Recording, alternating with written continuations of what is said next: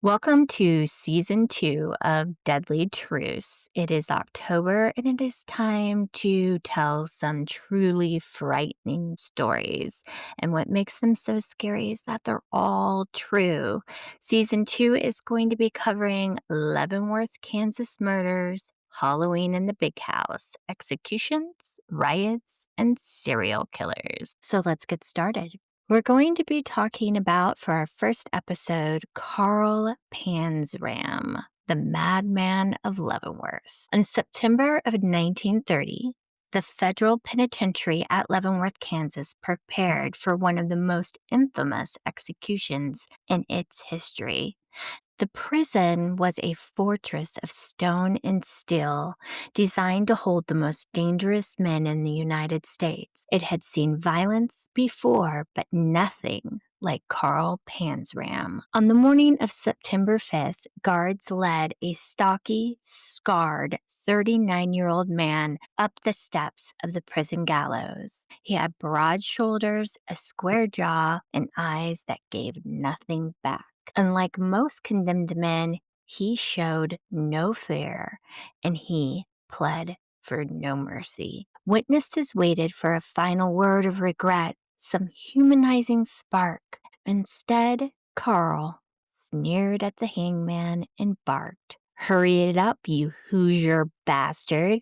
I could kill 10 men while you're fooling around." And in case you're wondering what a Hoosier is, it's usually referring to a man from Indiana, but he was in Kansas when he was executed. So I don't know, maybe he knew who the hangman was, and maybe that guy was from Indiana. The questions remain.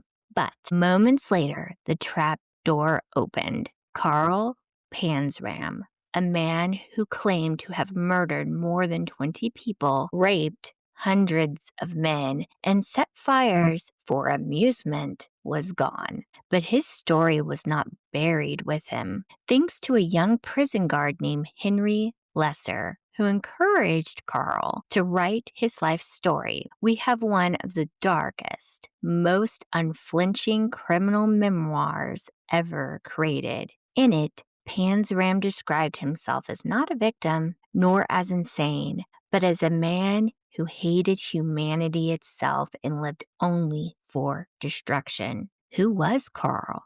Where did this hatred come from? Was he born evil or shaped into a monster by the cruelty he endured? And why, nearly a century later, does his ghost still haunt the history of Leavenworth? Carl was born on June 28, 1881, in East Grand Forks, Minnesota. His parents were German immigrants. They were struggling farmers and they were raising 6 children. Carl's father abandoned the family when he was still young, only 7 years old, leaving his mother to run the farm in the household. The Panzrams were poor, isolated, and bound by strict Lutheran discipline. From his earliest years, Carl showed signs of defiance and anger. By his own account, he was beaten often at home. Discipline in rural households at the time was harsh, but in the Panzram family, it was merciless. Affection was rare. Punishment was plentiful. Carl absorbed those lessons in silence,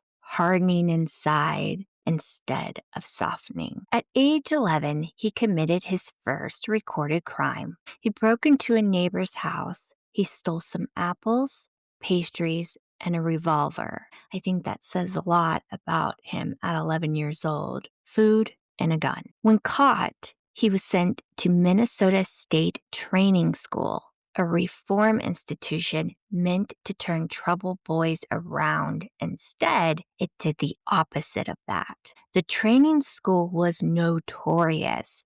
In official records, it promised Christian instruction and discipline.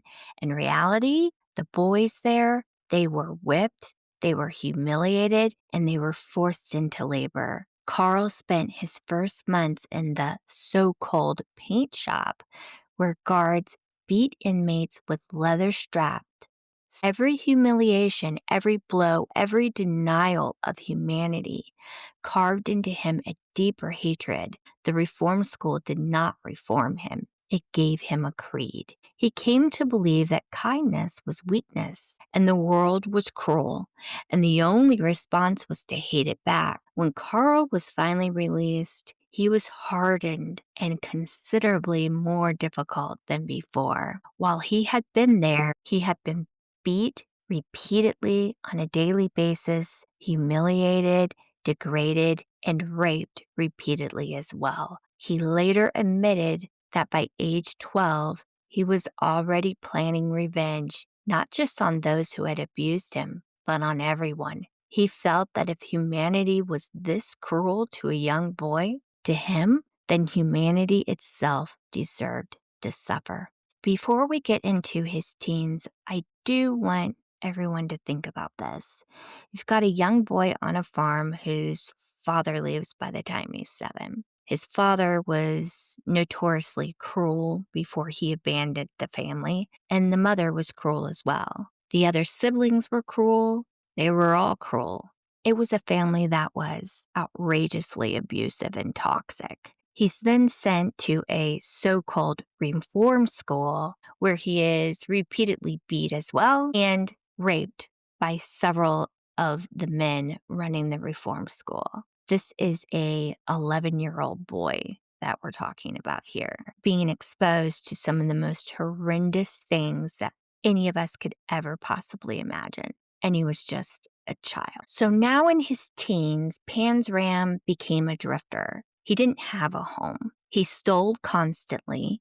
He hopped trains and quickly graduated from petty theft to armed robbery. He was arrested repeatedly, and that is how he began a lifelong pattern: prison, escape, recapture, and more prison. By 15, he enlisted in the U.S. Army by lying about his age, but his rebellious streak got him into trouble almost immediately. He was caught stealing from the quartermaster and was court-martialed. He spent time in the military prison at Fort Leavenworth, his first brush with the fortress that would eventually take his life. Life in prison during the 20th century was brutal. Guards used physical punishment liberally, food was poor, cells were overcrowded, and violence was constant.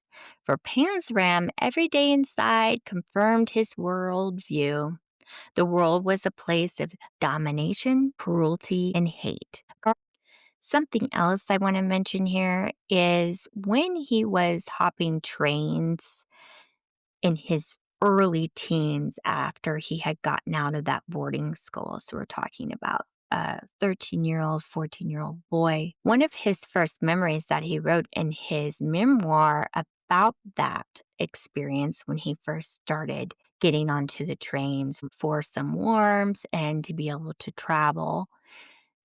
He had found a really good spot in one of the open carts on the train. He wanted to be friendly, so he told the 4 older men about the spot that he had found that had a lot of hay and some food in it. And those men, of course, were like, "Great, we'll come on over there and we'll ride the rest of the way with you on the train." Here he thought he was making friends and being nice. Those 4 men attacked him, and those 4 men took turns raping him. So again, he was exposed to the most brutal and horrific experiences that most kids at that age, thankfully, would never be exposed to or go through. He does write in his memoir about that time and how this had only confirmed to him after coming out of the reform school that the world was truly cruel. And then, of course, after that, he just continued to get in trouble, go to prison, have horrible experiences in prison, be let out, and gets him back to prison again because of all of the crimes he was committing. Guards remembered him as defiant and impossible to break. Inmates feared him. He was beaten, chained, and starved, and yet he grew stronger, meaner, and more determined to reject any authority over him. He once wrote, "I was so full of hate, I wanted to murder the whole human race." This was not a passing thought. it became his mission. As the 20th century moved into the second decade, Carl was no longer just a troubled farm boy. He was a hardened young drifter with no family ties, no intention of going straight. By his late teens and early 20s, he had made the railroads his home. Like thousands of other rootless men in early America, he traveled by hopping freight trains, sneaking into boxcars, and moving from town to town in search of food, money, and trouble.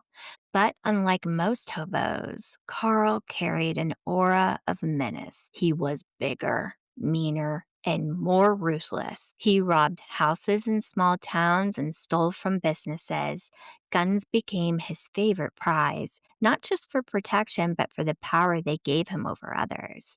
He lived in saloons, in back alleys, and flop houses, always moving, never staying in one place long enough to be caught. Carl later claimed that drifting confirmed what he already believed, that no one would look out for him, and that everyone was an enemy, and that taking what he wanted by force was not easier.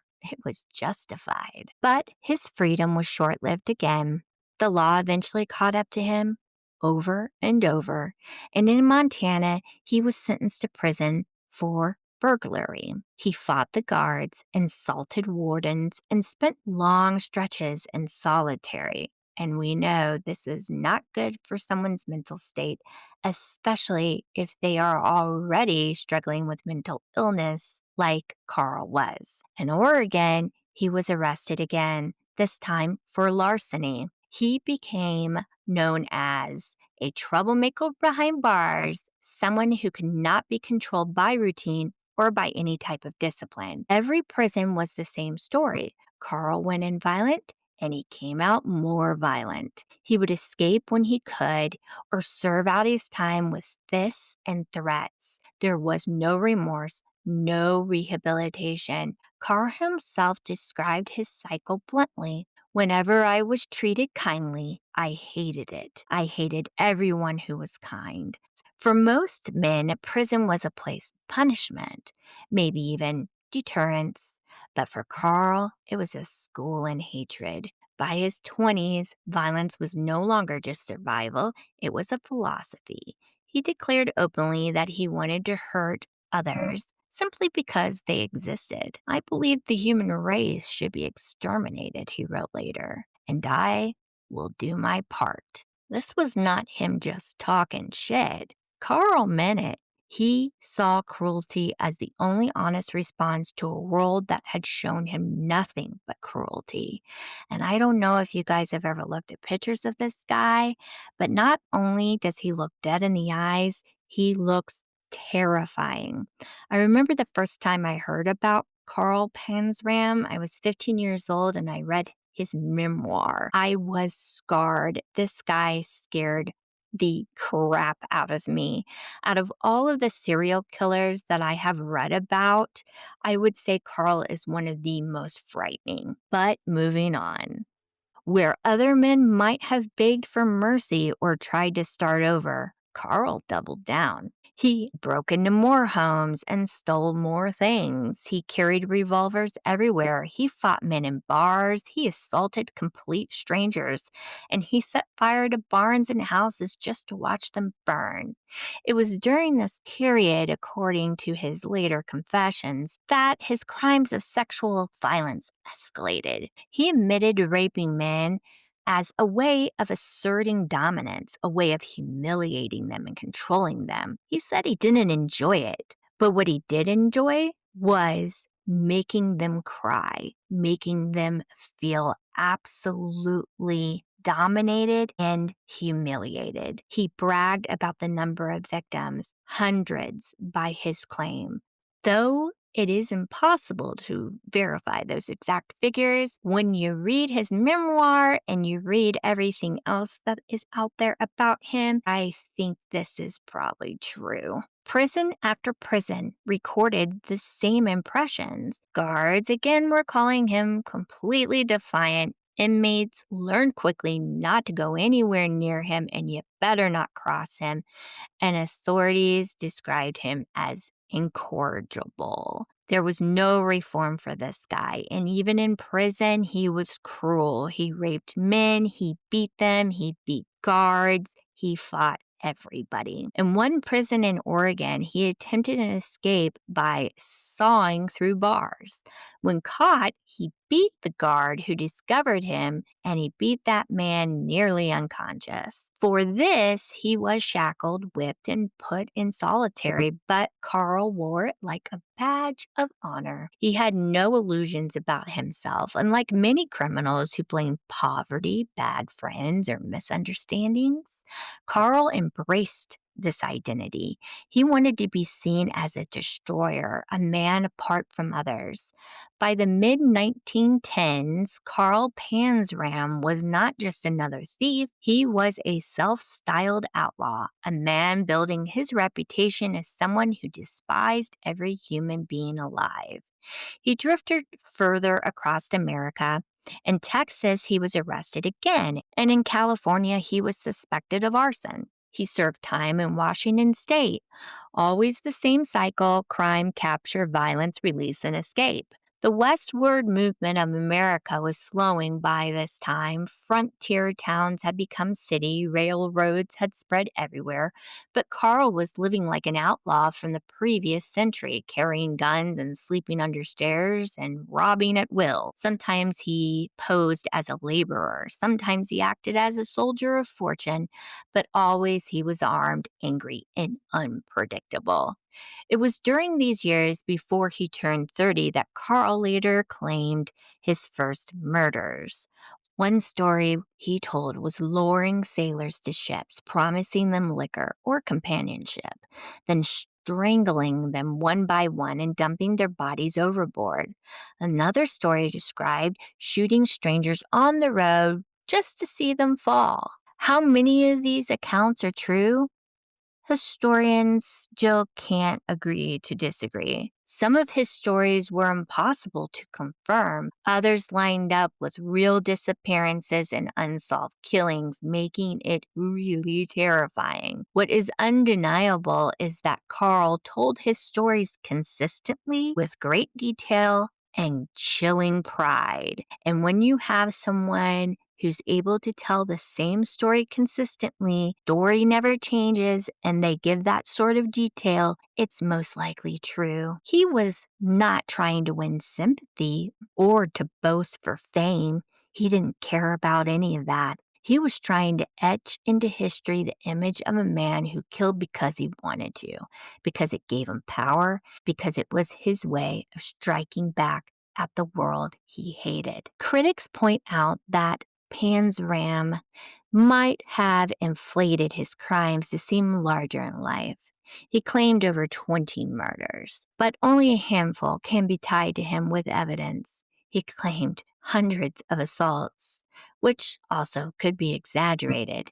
But what made him terrifying was not that math, it was the attitude. He never denied or downplayed violence. He described it coldly, as though writing a ledger.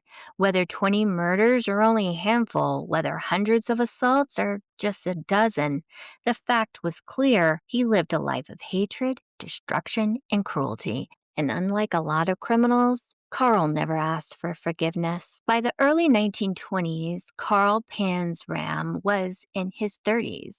He was a full-grown criminal whose only belief was that life was meaningless, people were worthless, and cruelty was the only truth. When the law caught him again and sent him into federal custody, there was no hope left of changing him. America's prison system had created and was about to inherit one of its darkest figures. When Carl was in his 30s, his criminal career was no longer bound by the borders of the United States. He had also become a man without a home, a drifter who carried his hatred across oceans. His crimes expanded beyond burglary. He had begun to frame his life as a campaign, not of theft, but of destruction. He traveled widely, often under false names. His memoir describes an almost unbelievable range of movement. He visited Mexico, South America, and Africa, usually under the guise of a laborer or a ship worker. One of his most infamous claims is that he served as a foreman on a oil drilling rig along the Congo River in Africa. There he wrote he carried a rifle and authority over the local workers. Carl claimed that he abused that power without restraint. Quote, I killed them when they refused to work. I killed them when they did work. I killed them for my own amusement, end quote. According to his account, he shot men in cold blood, bragging that he had killed dozens of natives. He claimed that Africa was a place where life seemed cheap and where no law restrained him.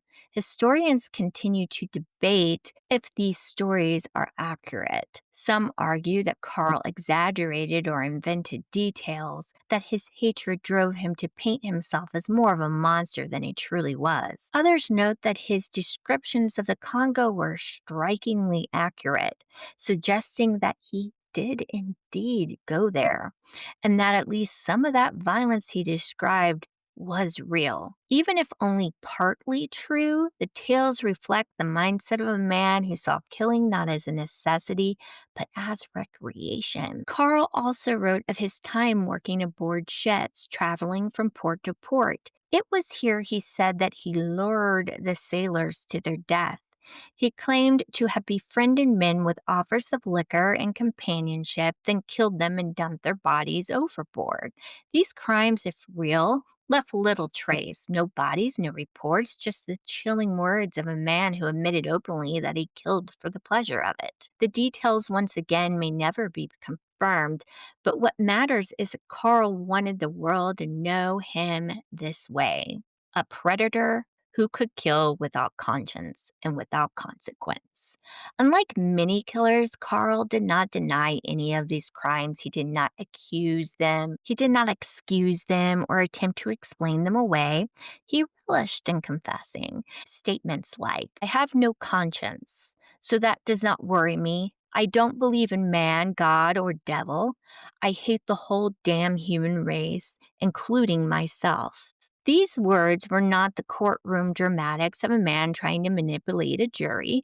They were the steady declarations of someone who believed utterly in his own hatred. In many ways, this honesty is what makes him so terrifying. Serial killers often hide behind lies, insanity pleas, or half-hearted apologies. Carl didn't. He told the truth as he saw it. And the truth was monstrous. Despite his worldwide travels, Carl could not avoid American law enforcement forever.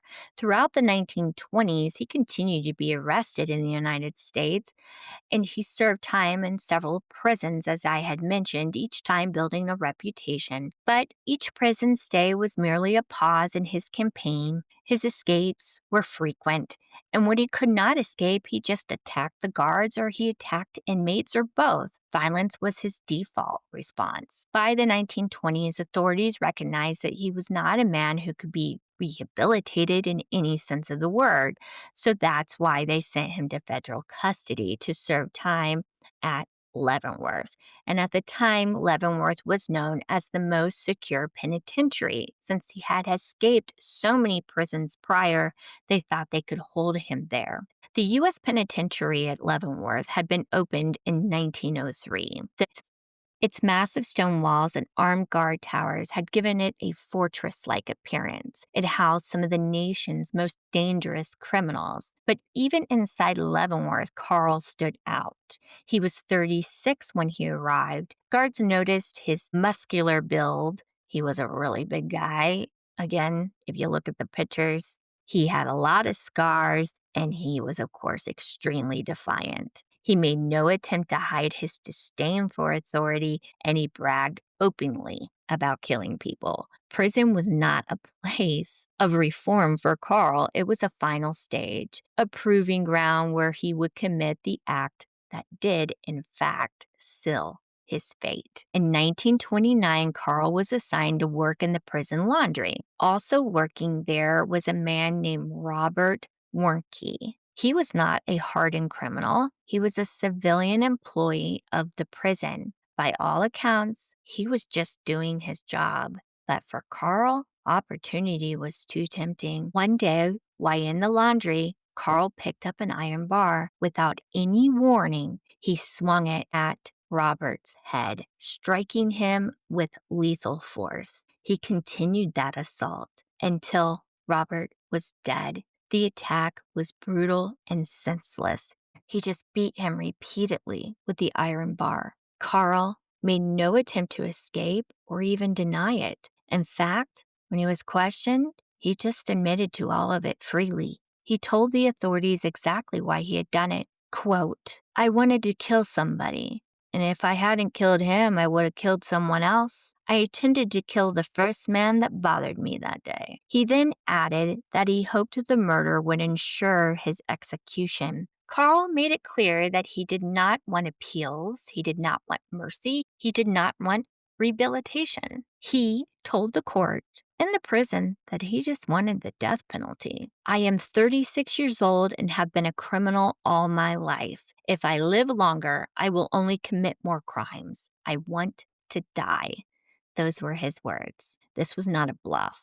Carl saw his life as one long war against humanity and wanted it to end on his terms. His murder was calculated not just as an act of violence, but as his ticket to the gallows. The court sentenced him to death by hanging, and that was exactly what Carl wanted. For the first time in his life, Carl was getting something that he wanted.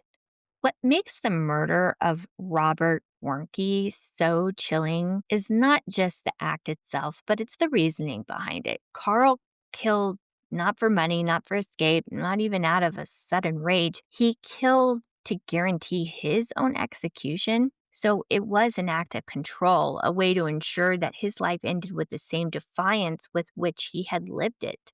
And he wanted to go out not as a broken man begging for mercy, but as a man who stared down at the state and demanded death. While awaiting execution, Carl began writing his life story, which is the memoir that I have been talking about and quoting. The opportunity to do so came from an unlikely friendship with a young prison guard named Henry Lesser. Lesser, unlike most guards, treated Carl with a measure of respect. He listened to him, he spoke to him like a human being. To his surprise, Carl did respond. Over time, Carl began to open up and tell Lesser about his life, his crimes, and his philosophy. Lesser gave him paper and pencil, and what followed was one of the most disturbing documents in American criminal history, the handwritten autobiography of Carl Panzram. In those pages, he counted everything: his brutal childhood, his hatred of humanity, his crimes across the world. The manuscript was smuggled out and later preserved by Lesser, and today it remains one of the rawest, most unfiltered accounts ever written by a murderer. Panzram memoir is not easy to read. Total trigger warning on this. I should have never read that when I was 15. It is filled with rage, violence, and contempt. But with all of that, I think it is invaluable for understanding his mind if you are interested in psychology, like I have been clearly since I was a kid. Unlike courtroom testimony or secondhand reports, these writings are in his own words. He did not seek forgiveness. He did not try to excuse himself. He wrote plainly, brutally about what he had done and why he had done it. For criminologists, it's a rare glimpse into the psyche that seems devoid of empathy. For readers, it's a chilling reminder that some men reject every bond of humanity. The murder of Robert in the laundry at Leavenworth had brought him a death sentence. Unlike most prisoners, he welcomed it. As he awaited execution, he spent his time writing with paper and pencil smuggled to him by Henry Lesser, the young guard who had befriended him. He filled page after page with the story. He wrote without embellishment, with a matter-of-fact cruelty that even Lesser found shocking, yet there was also a strange consistency. Carl never contradicted himself. He never begged for sympathy, never once pretended to be something he was not. He also rejected any hope of appeal. When lawyers tried to file motions on his behalf, he fought them. He wanted no delay. He wanted his end to come quickly, cleanly, violently, by the rope. On the morning of September 5th, 1930, inside the U.S. penitentiary of Leavenworth, the gallows were prepared. It was not the first execution at this prison, but it would become the most infamous. Carl was led from his cell, shackled and surrounded by guards. Witnesses noticed that he walked with a calm, his head held high. He refused spiritual counsel, rejected the idea of prayer, and showed no signs of fear. The hangman placed the noose around his neck. The room was silent. Then, in a voice loud enough for all to hear, Carl spat his final insult.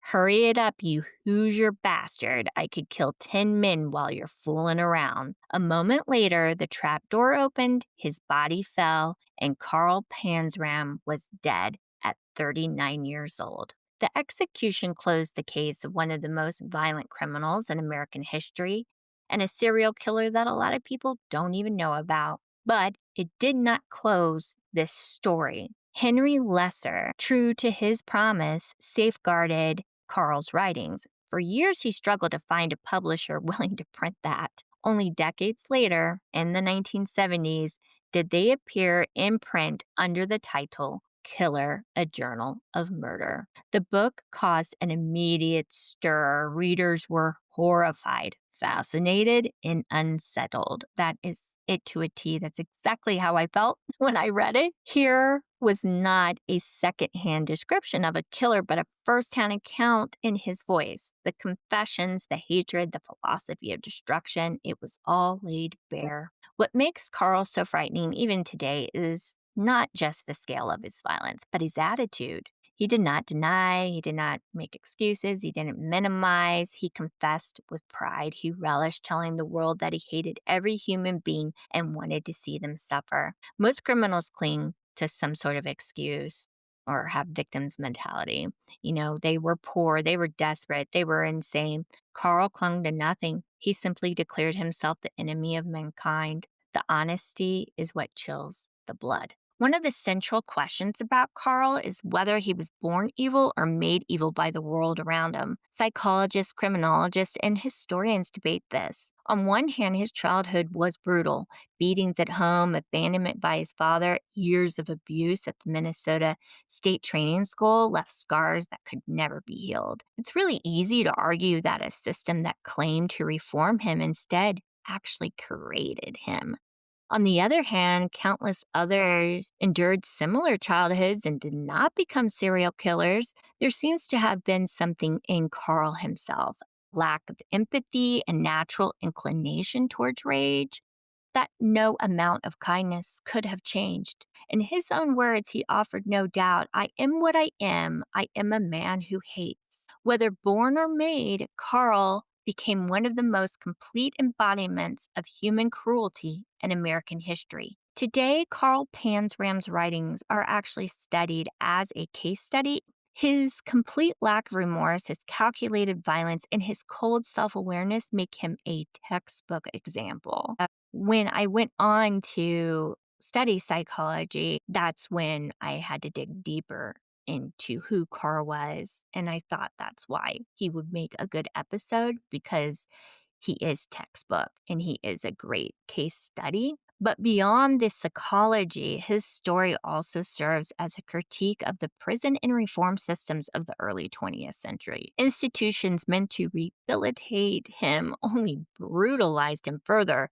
By his own admission, they taught him to hate more deeply. His life remains a dark mirror, showing both the limits of his human resilience and the depths of human cruelty. Leavenworth Penitentiary is still in operation today. So much has changed since 1930s. My dad even worked there for some time, teaching inmates art. Yet stories linger. Guards and inmates alike have whispered of cold spots, strange noises, and unsettling feelings in the laundry area where Robert was murdered. Some claim to hear footsteps when no one is there. Others feel a presence watching from the shadows. Whether or not one believes in ghosts, the idea that Carl might haunt Leavenworth seems fitting. He himself wrote that he wanted to leave behind a legacy of fear to ensure that he was never forgotten. In that sense, he succeeded. His ghost lives on not only in prison walls, but in the collective imagination of true crime history. When I say this guy gave me nightmares, I literally had fears at 15 after I read his memoir that I would somehow encounter his crazed ghost. I just found him positively terrifying. Carl is not remembered because he was prolific. There have been killers who claimed considerably more lives. He is remembered because he was honest. His writings strip away all the excuses and expose the raw core of violence and hatred.